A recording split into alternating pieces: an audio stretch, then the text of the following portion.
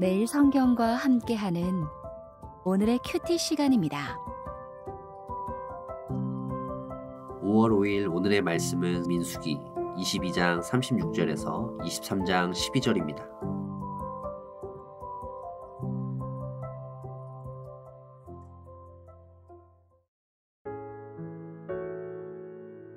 발락은 발람이 온다함을 듣고 모압 병경의 끝 아르논 가에 있는 성읍까지 가서 그를 영접하고 발락은 발람에게 이르되 내가 특별히 사람을 보내어 그대를 부르지 아니하였느냐 그대가 어찌 내게 오지 아니하였느냐 내가 어찌 그대를 높여 존귀하게 하지 못하겠느냐 발람이 발락에게 이르되 내가 오기는 하였으나 무엇을 말할 능력이 있으리이까 하나님이 내 입에 주시는 말씀 그것을 말할 뿐이니이다.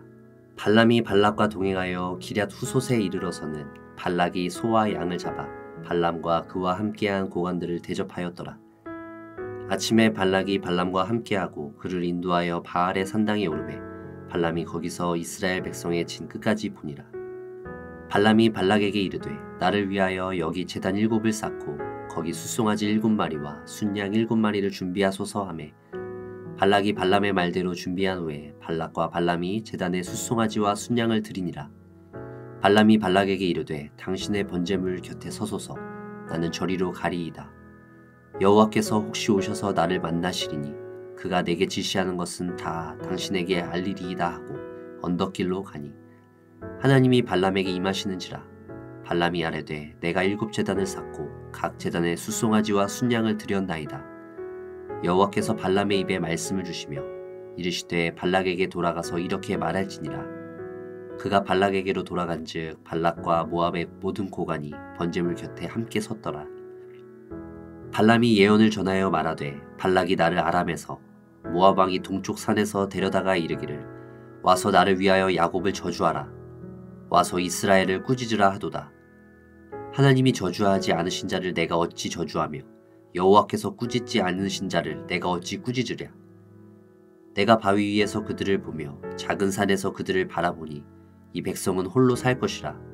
그를 여러 민족 중에 하나로 여기지 않으리로다.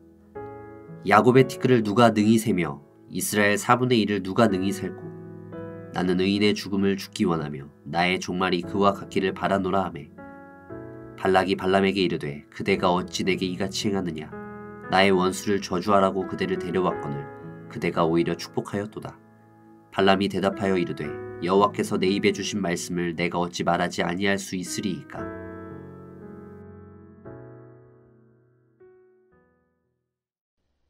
드디어 모압 왕 발락의 뜻대로 발람이 모압 땅에 도착했습니다.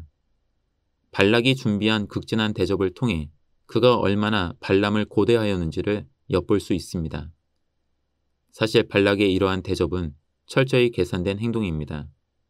앞서 발람이 처음에 자신의 제안을 거절했을 때 발락이 짐작하기는 발람이 원하는 것은 더 높은 사람들로 하여금 자신의 대우를 높여줄 것과 그에 합당한 대가를 달라는 것이라 생각했던 것 같습니다.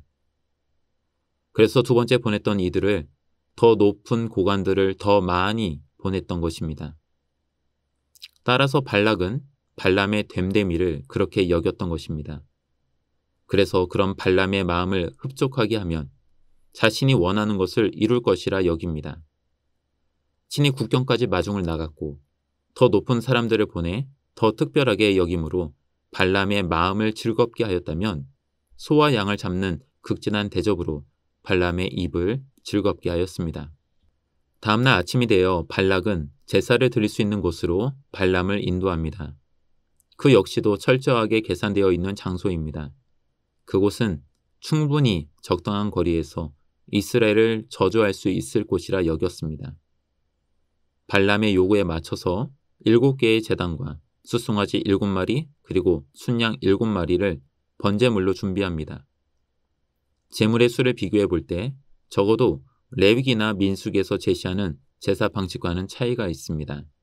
그래서 발람의 제사가 이방인의 제사 관습에서 유래했을지도 모른다고 생각하기도 합니다.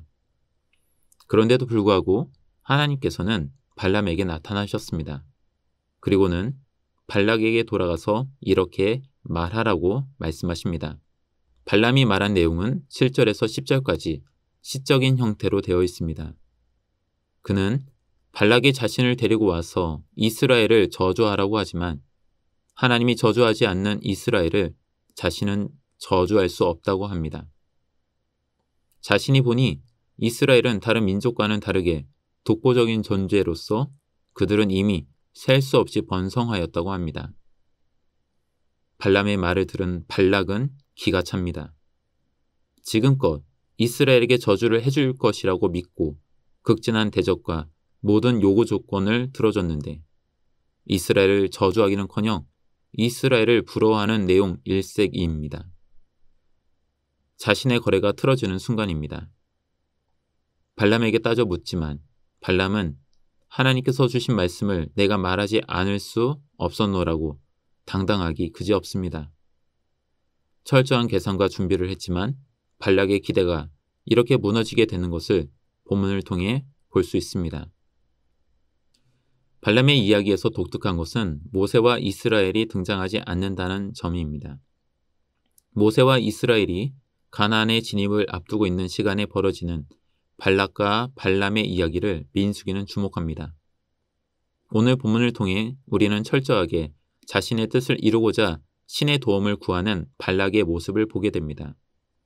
발락은 자신의 뜻을 이루기 위해서라면 어떤 신이든 상관없습니다.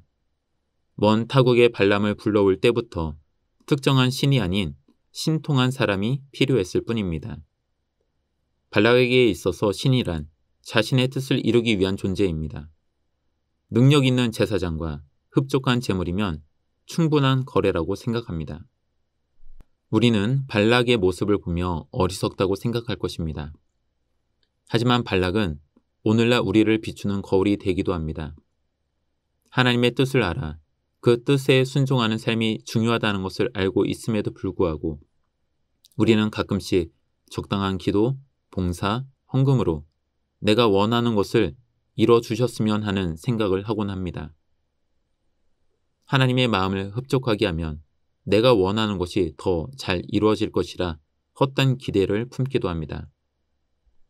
하지만 이미 우리는 하나님이 우리에게 바라시는 것이 단지 흠없는 재물이 아니라 우리의 흠없는 마음이라는 것을 알고 있습니다. 발락은 흠없는 재물을 정성껏 준비했습니다. 그러나 정작 흠없는 마음을 가진 것은 아니었습니다. 오늘 우리가 발락의 모습을 통해 우리의 모습을 성찰해 본다면 과연 나는 흠없는 재물만을 준비하는 사람인지 아니면 흠없는 재물 못지않게 흠없는 마음까지도 갖춘 사람인지를 살펴봐야 할 것입니다.